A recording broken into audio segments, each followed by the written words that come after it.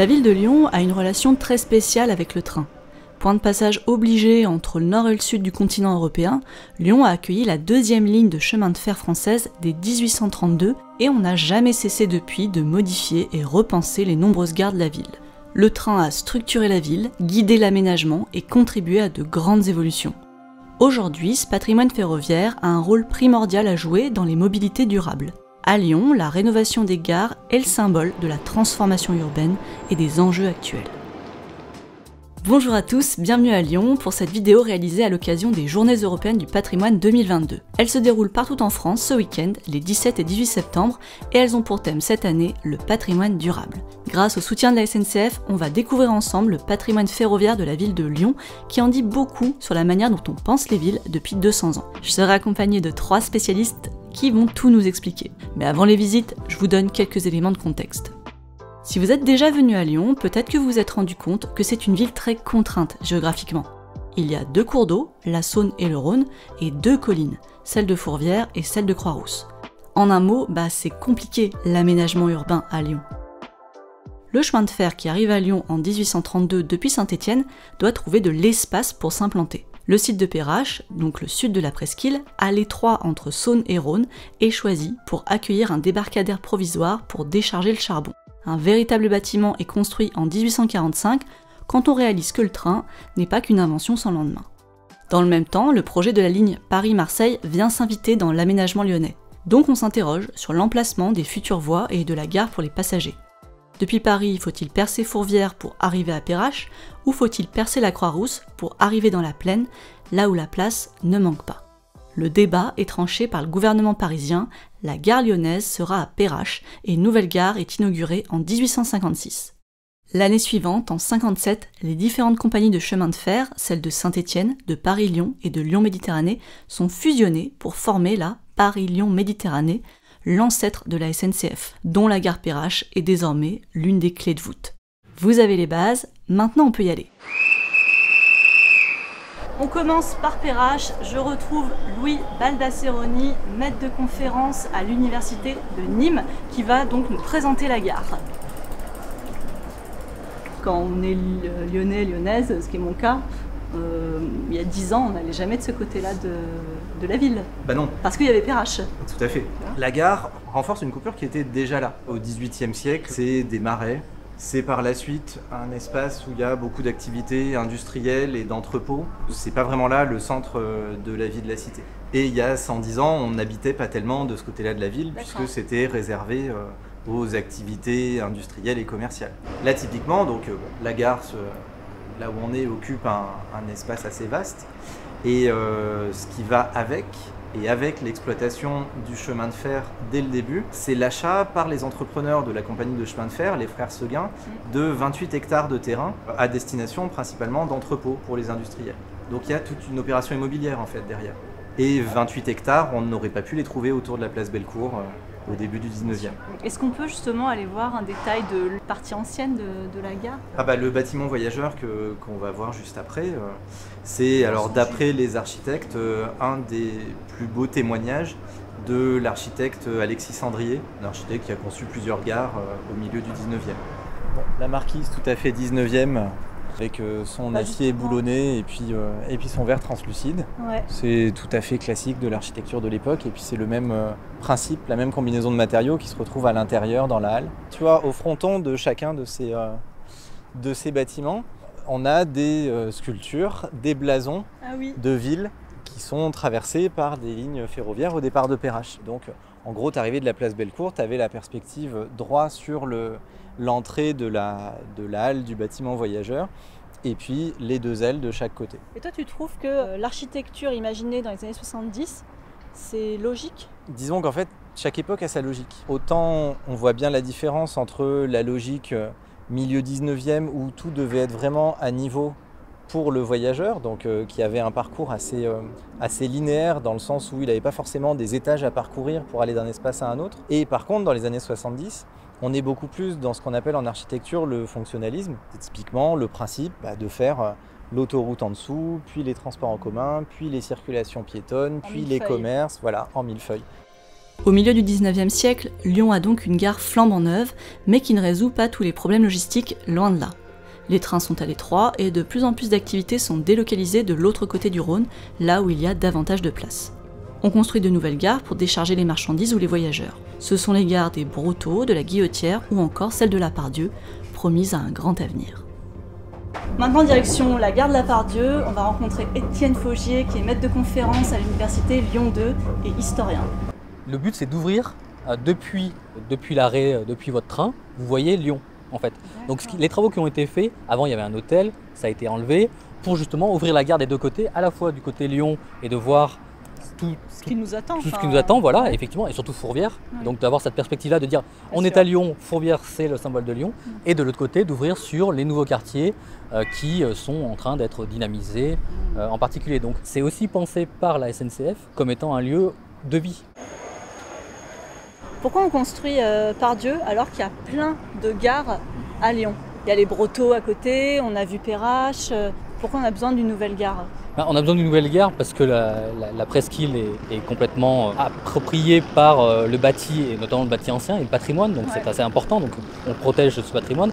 Et pour la gare des Brotteaux, on voit que c'est un bâtiment qui est riche d'un point de vue architectural, d'un point de vue artistique, et qui au final est entouré de bâtiments, et donc elle est aussi un peu contrainte, pas l'étendre. On ne peut pas ajouter des voies de ce côté, parce que là on est du côté de l'élargissement, voilà. On peut ajouter des voies. Mais là où elle est située déjà, on ne peut pas rajouter plus de voies, on ne peut pas étendre la gare comme on va le voir là pour la gare de la Part-Dieu, qui peut s'étendre en longueur, en largeur, et qui va pouvoir aussi accueillir davantage de voies, notamment les voies TGV. Parce que c'est vraiment le TGV qui motive la construction de la Part-Dieu? Alors c'est pas seulement le TGV, c'est le fait que le quartier va être aménagé avec la bibliothèque de la Part-Dieu, avec le centre commercial, avec l'auditorium dans les années 70, 75. Un des projets de la Part-Dieu aussi, c'est, on s'en doute un peu, mais c'est aussi de relier Paris à Marseille. Effectivement, le Paris-Lyon-Marseille est une ligne toute droite, donc permet d'aller plus rapidement. Et de fait, comme je le disais, avec le centre commercial, avec voilà, ces fonctionnalités que va accueillir ce nouveau quartier, une gare est la bienvenue pour pouvoir développer d'autres activités. Et c'est pour ça qu'aujourd'hui, la gare de Lyon-Part-Dieu accueille davantage de voyageurs que la gare de Perrache. Il y a combien de voyageurs par jour ici? Il y a plus de 100 000 voyageurs, alors qu'à l'époque, c'était en 1983, quand elle a inauguré, c'est à peu près 35 000. Donc ça ne fait que augmenter. C'est un peu le malheur de la réussite en fait. C'est que plus on met des infrastructures, plus les gens les utilisent. Et donc oui, les travaux qui sont en cours là actuellement, de votre point de vue, ils sont pertinents, font à nos modes de vie actuels ou Alors il y a plusieurs réponses. Alors effectivement, ça répond dans la mesure où on va développer le patrimoine durable avec cette offre de mobilité. On ne parle plus vraiment de transport, on parle de mobilité, puisqu'on va agréger tous les modes, et c'est ce qui permet d'avoir autant de monde en un seul endroit, puisque le métro va déposer tous ces voyageurs, les trains vont les reprendre ou les déposer, et donc on rayonne comme ça de ce côté-là. Auparavant, encore aujourd'hui, vous avez l'automobile qui passe, qui peut circuler. Dorénavant, elle ne passera que dans le tunnel du boulevard Villiers-Merle. Et ça, ces idées, c'est une influence qui vient... Enfin, on a des influences d'autres pays ou Oui, c'est des influences effectivement états-uniennes notamment, avec ce qu'on appelle le TOD, le Traffic Oriented Distribution. On redistribue le trafic à partir des gares. Et on travaille en fait ce qu'on appelle la rupture de charge en termes de mode de transport, c'est-à-dire comment on passe d'un mode à l'autre. Parce qu'aujourd'hui, n'importe lequel d'entre vous utilise plusieurs modes dans sa journée. Vous parlez des influences notamment du côté des États-Unis. On a déjà des bilans un peu, on voit si ça fonctionne ou pas. Les travaux de chercheurs en urbanisme, en aménagement du territoire, en géographie, montrent que c'est toujours compliqué de modifier un flux. Les voyageurs, ce qu'ils veulent, c'est absolument aller du point A au point B le plus rapidement possible, avec le moins de soucis possible, le moins de montées, de descentes, de dodanes, en toute sécurité. Aujourd'hui, vous allez de plein pied, vous pouvez même rentrer votre vélo sans avoir à le porter, vos valises sans avoir à les porter. Donc tout ça, c'est fait pour penser à un déplacement sûr, souple, facile et agréable. Concernant les journées européennes du patrimoine, qu'est-ce qui est proposé au public là ce week-end Alors ce week-end-là, ce qui est proposé, c'est une visite, alors plus largement, pas seulement de la gare de la Part-Dieu, parce qu'elle, par rapport à Perrache, qui est un monument en soi, la gare de la Part-Dieu est finalement pas si emblématique d'un point de vue architectural. Donc on visite un quartier autour tout l'ensemble qui est le quartier de la Part-Dieu, qui est notamment l'œuvre d'un architecte, Charles Delphante, qui a fait pas mal d'éléments comme justement l'auditorium, la bibliothèque, le centre commercial. Enfin, une gare, c'est un lieu parfait d'expérimentation et ça peut être un symbole pour une ville, d'une adaptation, un changement de voie, changement d'air. Ah oui, et c'est clairement pour ça que la gare de la Part-Dieu se fait vitrine du développement durable avec cet accent sur les modes doux. Les gares sont des lieux d'expérimentation. Mettre des expositions artistiques, ça se fait aussi dans des gares. On n'aurait jamais imaginé dans les années 50-60 que la gare pourrait être un lieu culturel. Mais pas seulement par de l'histoire, mais par du culturel ponctuel qui permet aux gens de s'approprier la gare, de se prendre en photo à un moment où on est tous instagrammables. Et voilà, ça aide aussi à prendre part et à prendre corps dans la gare et dans ces lieux.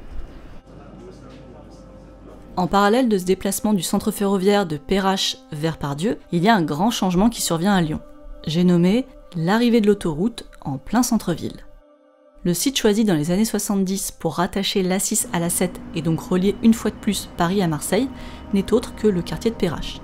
Cette décision, prise par des gens pourtant en pleine possession de leurs facultés intellectuelles, transforme alors le cours de Verdun, un large boulevard arboré, en un énorme échangeur autoroutier. Une barrière de 120 mètres de large coupant totalement la circulation dans le quartier et masquant complètement la gare, sans parler de la pollution atmosphérique.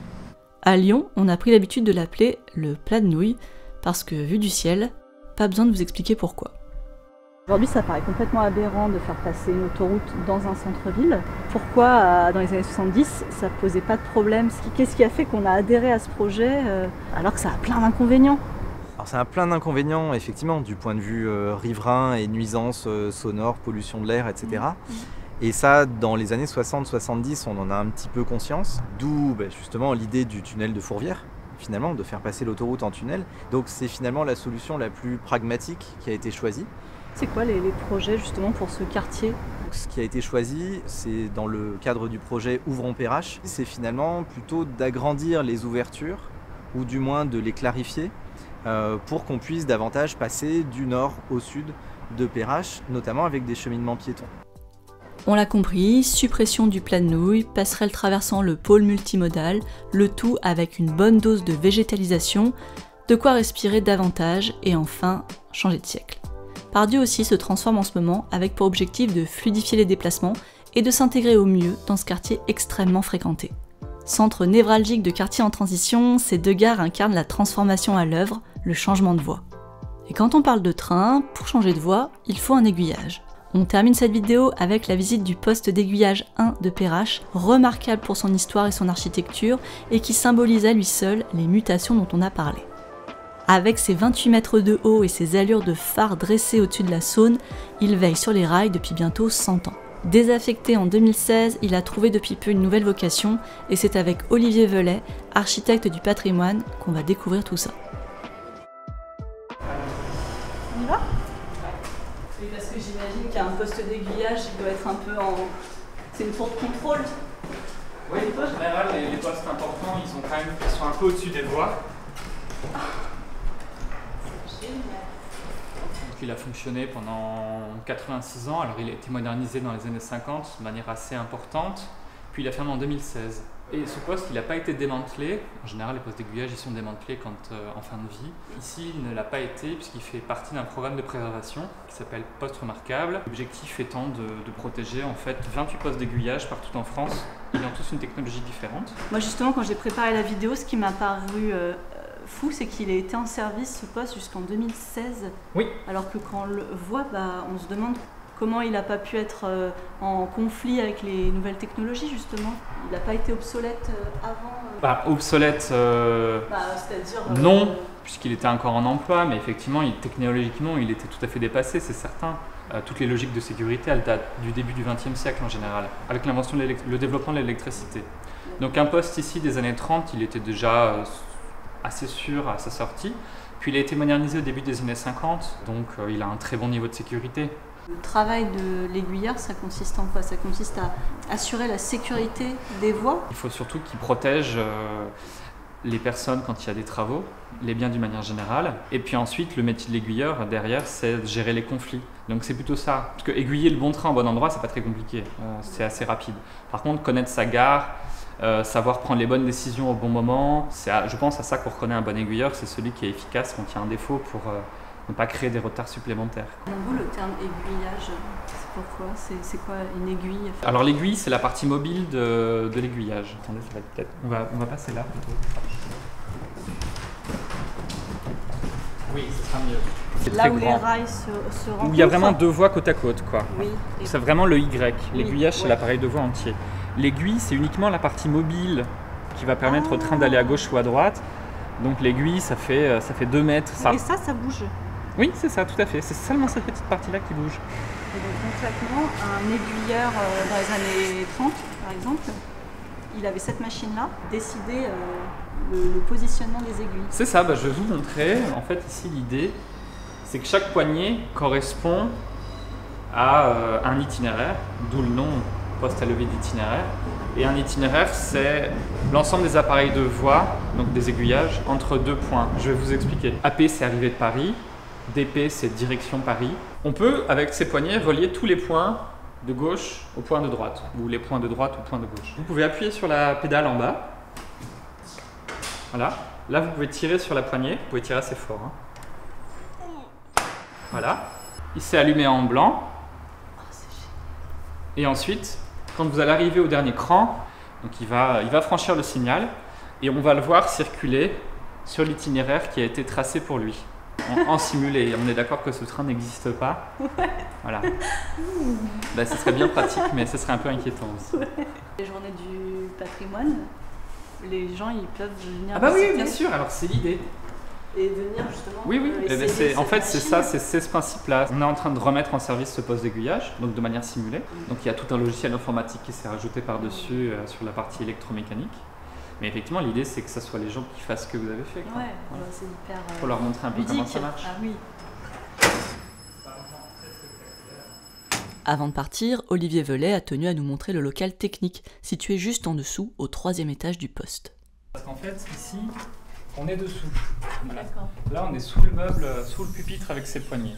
Donc quand je tourne ou que je tire la poignée, c'était ces parties-là que je faisais bouger. Et effectivement, après, derrière, on a dessus des mécanismes, des commutateurs, des gros interrupteurs, qui servent à transformer les signaux mécaniques en signaux électriques. Et après, tous les boîtiers que vous avez autour de vous, c'est tout ce qui est finalement yeux et oreilles du poste pour savoir où sont les trains, justement si telle aiguille est à gauche ou si telle aiguille est à droite. Et le nombre de câbles? Oui, c'est beaucoup. C'est beaucoup de câbles, mais bon, petit à petit, on en vient à bout. Les postes des grandes gares de ces années-là étaient comme ça. Voilà. Et après, quoi qui vous plaît? En fait, c'est parce que j'aime beaucoup l'ambiance, déjà, industrielle.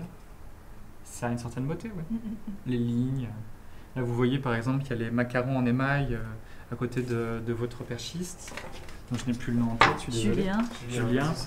Ça a une certaine beauté, par exemple. Il y a des tas de petits détails qui ont une certaine élégance, ou même ça aussi, ça a une certaine élégance, parce que c'est souvent... C'est relativement bien écrit. Il y a plein de détails qui ont une certaine beauté désuète. Oui, c'est très vivant. Ça a beaucoup de charme.